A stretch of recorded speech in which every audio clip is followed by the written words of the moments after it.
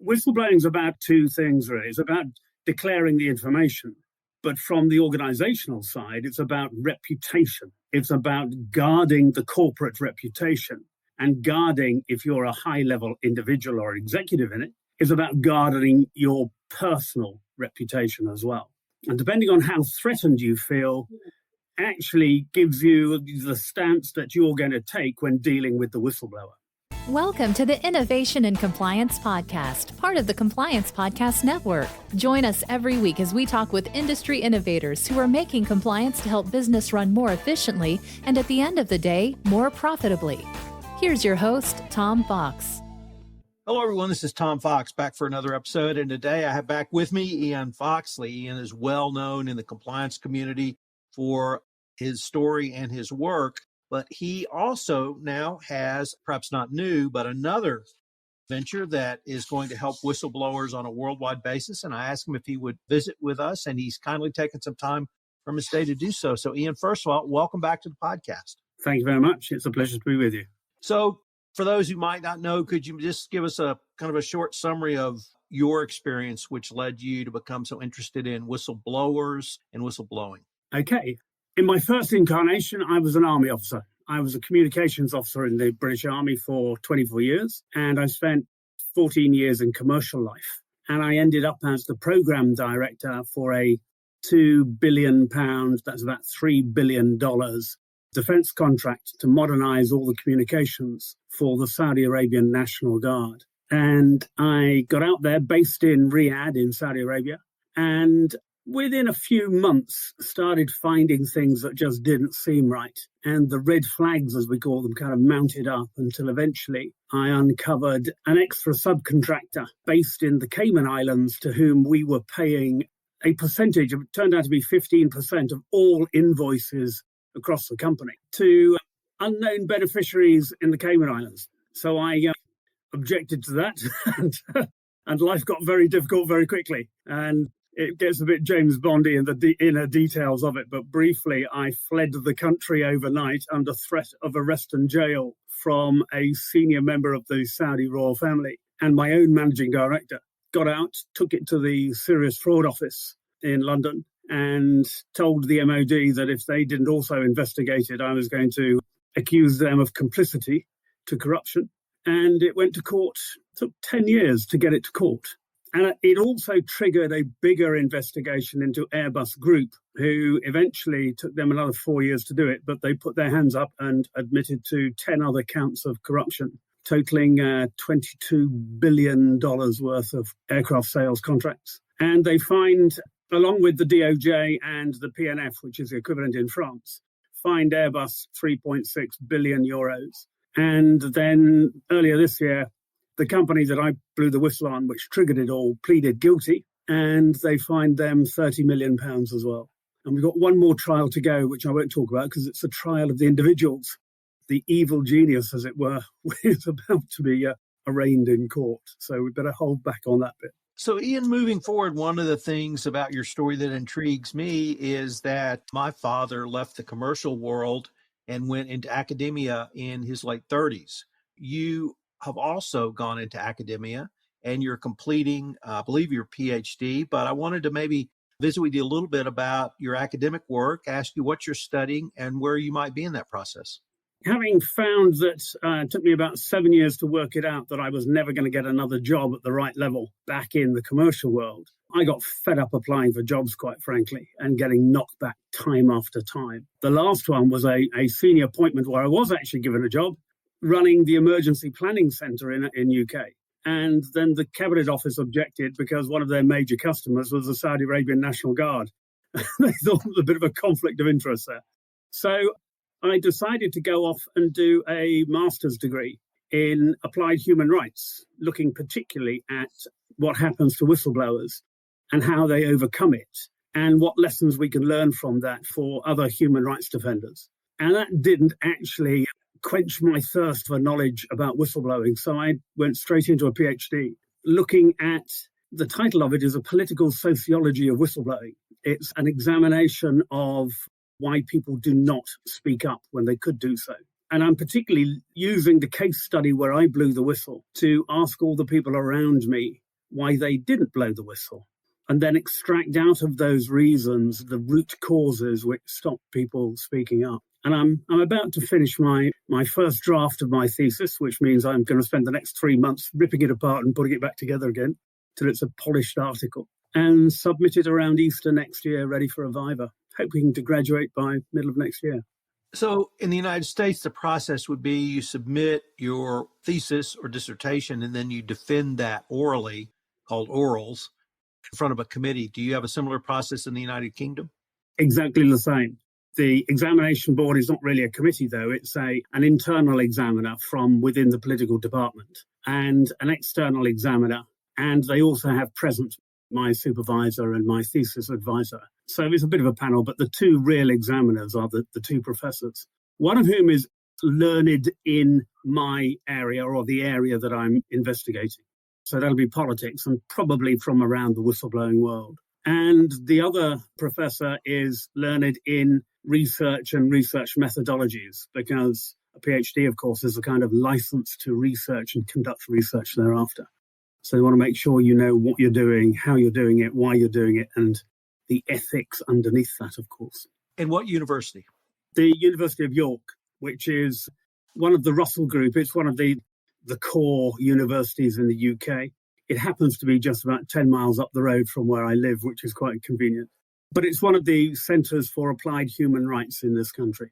Now we get to the reason I really wanted to sit down and visit with you, which is Parisia and the initiative you have begun with others. So could we talk a little bit about Parisia? What is it, and why did you found or co-found it? Well, firstly, let's deal with the term Parrhesia. Parrhesia is an ancient classical term. It's a principle that was applied in ancient Greece. And I came across it through my studies of a philosopher, a French philosopher of the 20th century called Michel Foucault, who gave a series of lectures about Parrhesia, looking at speaking truth to power. And it seemed to me that this principle of Parrhesia, which is the affording of protection by the powerful to the vulnerable in exchange for vital information, is a principle which seems to have disappeared from modern life. And actually, Foucault goes so far as to say that without Parrhesia, we would not have democracy. Because if you don't allow people to question what rulers are doing, you end up with autocracy, you end up with oligarchs. And that's very familiar in a lot of the world today. And the only way to actually balance that is allow people to question what the rulers are doing. And if you take that to its basic level, allowing people to blow the whistle, allowing people to speak truth to power, even though it's uncomfortable for them to hear, they recognize, and in the play that it really features in, which is the Bacchae by Euripides in 450 BC. So whistleblowing is not a new phenomenon, by the way. The king recognizes that he needs to know what the herdsman has to tell him, but he can only do so if he actually guarantees him protection and will take sanctions against those who bring reprisals against the herdsman. So it's a contract, it's a social contract. And I take that idea, and what I've done is that I've captured, if you like, the experts on whistleblowing in the UK, many of whom I've known, A, through my studies, and B, through giving presentations and symposia over the last 10 years. And we've created an academic council to put all the experts in one room. And then we've also created a policy advisory group who know what needs to be done in political terms to change the law, to reform current laws or create new legislation to protect whistleblowers better in future. And then we actually ask the policymakers what they need to know in order to give a sound background and evidence for their law, and then ask the experts where that evidence is, who's done the research, and provide the concrete, substantial evidence to the policymakers and the politicians. So I've recorded about 3,000 podcasts, and you're the first person to reference Michel Foucault. So you get an extra gold star for that. One of my favorite, and certainly of the later French philosophers from the 20th century. And I wrote down the social contract of whistleblowing. Would that be a fair statement or a fair assessment? That is actually exactly what it's about. And now what we have to do is go out to big organizations, corporate organizations, government organizations, social welfare organizations and remind them of this social contract, which they should naturally have between the organization and the individual, to guarantee, if they're an employee, to guarantee them protection within the workplace, no matter who they're bringing the allegation against. And it doesn't matter if it's a CEO or a board member or even the chairman. This is a social contract between the organization and the individual. When you bring that message to corporate leaders, do they also understand the earlier part you referenced, which is the power of the information from the less powerful, from the employees, that actually can be a business positive? Or are they not able to make that connection with the social contract component? Well, it depends who you're talking to and how vulnerable they personally feel about the information that's being disclosed. Whistleblowing is about two things, really. It's about declaring the information. But from the organizational side, it's about reputation. It's about guarding the corporate reputation. And guarding, if you're a high-level individual or executive in it, is about guarding your personal reputation as well. And depending on how threatened you feel, actually gives you the stance that you're going to take when dealing with the whistleblower. So how does your academic research into why people do not whistleblow support the overall component of the social contract of whistleblowing? Does it bring additional information? Does it help people understand the impediments, or is it something else? This is beginning to sound like on my oral exam now. We're down to the heart of the originality of the knowledge you're producing and its contribution to the academic world. So let me tackle it up front. I managed to line up about 40 individuals who I won't name because I guaranteed them anonymity. But to give you a flavor of it, they ranged from 4-star generals right the way down through to fellow colleagues in the commercial organization. And they came from 3 different segments. One was military, one was civil servant, public servant, and the other was commercial. And they all responded in slightly different ways, depending on how close they felt to me as a kind of member of their ethnographic group. But in general, they gave me about 25 different reasons as to why they didn't speak up.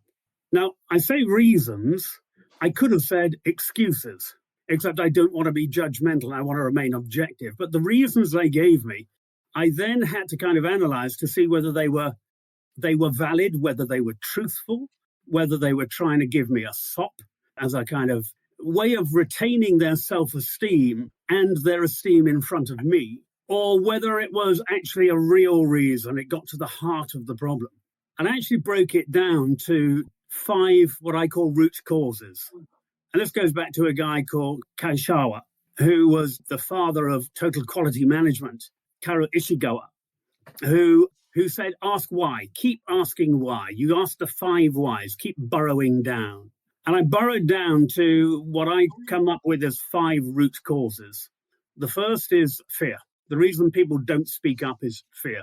They are scared of losing their job, and with that, their money, and with that, their home, their livelihood, their health, and in some cases, their marriage. The second reason they don't speak up is because they fear that they're not going to be effective. They say, what's the point in me doing it? Because I'm not big enough to fight an organization this big. They have all the power, they have all the money, they have all the resources, and therefore, why do it? And so they back off, or they just put their head down and look another way. The third major reason is that they're guilty. They're taking a brown envelope. They're taking their own reward from the wrongdoing, or they believe that they are guilty. And that's an element of complicity where they have been drawn into it in a kind of the boiling frog syndrome. Before they know where they are, they're boiled. And they believe, therefore, that if they blow the whistle, they are vulnerable to legal action as well. And so they keep quiet. The fourth reason is that they don't have to. They're not brave enough to do so, but they assuage their self-esteem, their guilt complex, by doing something else. Now, in the public servants arena, this actually comes across as leaking. This is where you get unofficial leaks, a piece of information dropped on a private phone call or over a table to a journalist. And so they whistleblow, but they don't do it publicly. They do it very privately. or they adopt a kind of passive resistance. They throw sugar into the petrol tank or sand into the cogs. They lose an invoice. They delay a meeting. They just hinder the process. And that isn't quite whistleblowing, but it's enough to allow them to believe that they have resisted. And the final reason is probably the most difficult. And that's the group of people who believe that they're right in doing what they're doing for strategic, political, or economic reasons. You come back into the idea of dirty hands, Jean-Paul Sartre, les mains sales, or we do it because we have to do it for the greater good of the greater number. It's a consequentialist view, but it's warped to allow an excuse for corruption in one form or another. And that's really the one that the politicians take when they say we have to do this. You know, we allow the horrors that go on in the dark cells of Guantanamo Bay or centers of rendition. You know, waterboarding is allowable because it extracts information for the greater good of the greater number. You know, that's the excuse that's used. And people don't speak up about it because they contravene the norms of the organization that are in place at the time. So the academic research I'm familiar with in the United States largely focuses on the positive effects of having a culture of whistleblowing within an organization or a culture of speak up, so that not only is there a hotline, there is attention paid when a report comes in, it's properly assessed, the whistleblower is communicated with, action steps are taken, remediation's made, and the whistleblower is, if not celebrated, at least recognized. In listening to your 5 root causes, and then if we worked back to all of the reasons that you originally identified, would you see a way that we might be able to wed kind of both sides so that companies that have a more positive culture, we could use those as models to try to ameliorate, or I don't want to say fix, but somehow work on the root causes of why people do not whistleblowers, or are we just whistling in the dark for something like that? Well, I don't think you'll ever overcome the fear unless you can change the culture in the wide culture across a number of companies and organizations. The fear will always be present. And linked to that is the effectiveness. Unless we have more positive examples where whistleblowers have come forward and have survived the process and retained a career, retained their worth and their sense of worth to society, and have been shown to be effective in disclosing wrongdoing, then you'll never eradicate it. You'll never change also the idea of politicians finding a strategic or political or economic reason to explain what they're doing and why they should be doing it. I think we have another element to this, and that is this, put a name on it. Let's call it the Parrhesiastic contract. That's actually what Foucault called it. And let's create it as kind of badge of honor for organizations that can say, we have a safe workplace. We care about our individuals. We care about those who join us and work with us. And because we care about them, like I look after my children or I look after my brother's children, I care about them. I don't attack them if they come to me because they find something wrong. I actually put an arm around them and say, hey, good, well done, thumbs up. I'm now going to get it sorted. Here, have a cookie. I look after them. And they then know that if something else happens, they can come back to me again. Not only that, but their brothers and sisters know that they can come to me and tell me something because they've seen how I've treated that individual. Why is it any different when we grow up? Why, when we leave college, do we suddenly hit this workplace environment where it's not good to tell the truth anymore? This is ridiculous. So it comes back to changing the culture. It comes back to changing the education. And it comes back to changing the mindset in the organization. They've got to want to be good.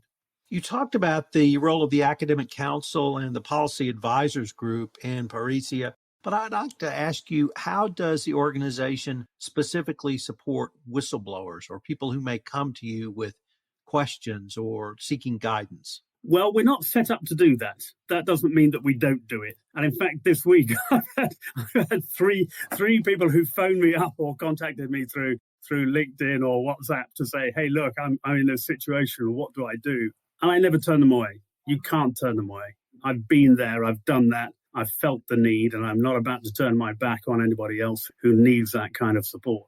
I help them as far as I can, and then I point them at what I find are the trusted organizations. In UK, it's people like Protect. In the USA, it's people like the Government Accountability Project. And then, you speak to Professor Tom Devine in GAP. He's got over 30 years experience in helping and supporting and protecting whistleblowers. So there are agencies around that you can go to. I just need to be able to point them in the right direction. What is the Good Business Charter, and how did Parisia achieve or receive this designation? The Good Business Charter is an organization set up by a guy called Julian Richer, who's a local philanthropist and entrepreneur. He's actually the mastermind behind a music retailer called Richer Sounds. And he's taken an element of his wealth and invested it into an organization that actually lies in parallel to ourselves. It just believes in doing business correctly. There's nothing wrong in doing business. There's nothing wrong with the original business model. But there are certain ethics and moral principles that you ought to apply when you do business.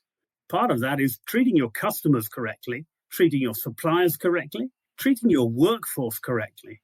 There are basic rules on how we live in a society. They observe those in the marketplace, and that's what we do as well.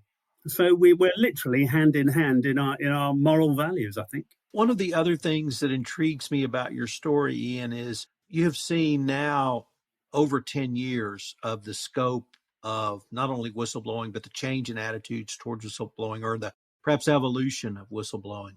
And I wondered, sort of looking back where you started, where you are now, and maybe ask you to look down into the future.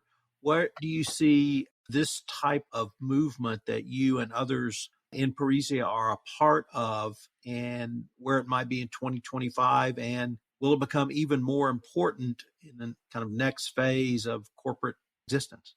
I think when I blew the whistle in 2010, being a whistleblower was still a dirty word, certainly over in the United Kingdom.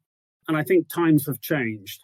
I set out to change that because, I refuse to be a victim. And when whistleblowers who become victims assume that persona, they're on a losing battle. I mean, part of it is perhaps because I'm now an aged and creaking ex-rugby player and paratrooper. Yeehaw, I'm airborne. Yeah.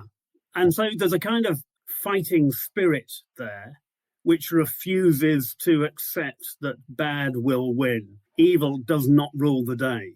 You can fight through it. You just have to, you have to lose your ego, and you can change the world if you're willing to lose your personal ego and join with other people who feel the same way. And secondly, you have to spread the message. The old line about, preach the good word. Well, the good word is there, and it needs to be spoken in public. You need to be able to bring people with you. You need to show them that you can fight through and win. I have partial vindication this year with the prosecution of Airbus, with the prosecution of GPT, the company in Saudi Arabia, and with the prospective prosecution of the individuals. And that's enough. I would like to be compensated for all the pain and heartache and the loss of job and career in between. I mean, that's 12 years. Yeah, I think there's a debt owed there. But I think the greater debt is changing the way that business is done. I think we're in a zeitgeist. I think the message has been passed out. I need to task a master's student somewhere to look at the number of references to whistleblower in 2010 and the references to whistleblower in 2021. Because I think you'll find that quantitatively, it's a significant difference. I think the message is being passed around. I think we're in a time of social change. I think people do care about what happens to other people, not only in business, but in the world around them. You see it in climate change. You see it in the movement for anti-corruption, certainly in my country and across Europe with the EU directive on whistleblower protection. And I think the ball is rolling. It's now going to gather speed. And looking at what's been happening in my country in the last week, the last month about corruption, I think it's time to change. And I think that message has got to get out to the politicians. You get on this locomotive because it's rolling. And if you stand in the way, you're just going to get crunched as it goes forward.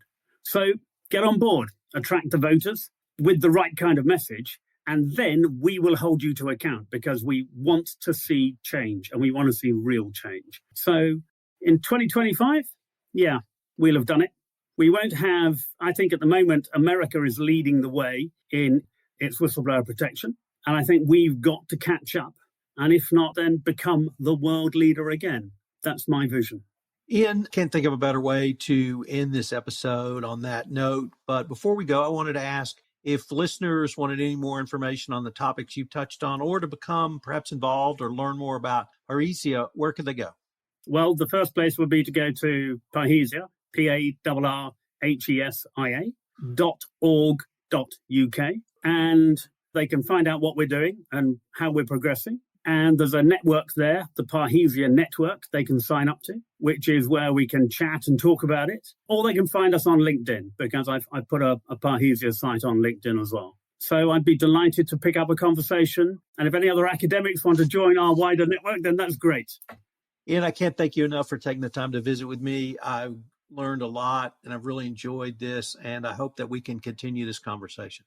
Thank you very much, Tom. It's been an absolute pleasure. If you want to stay up to date on the latest innovations in compliance and help your business run more efficiently, subscribe to this podcast and help spread the word by leaving a review.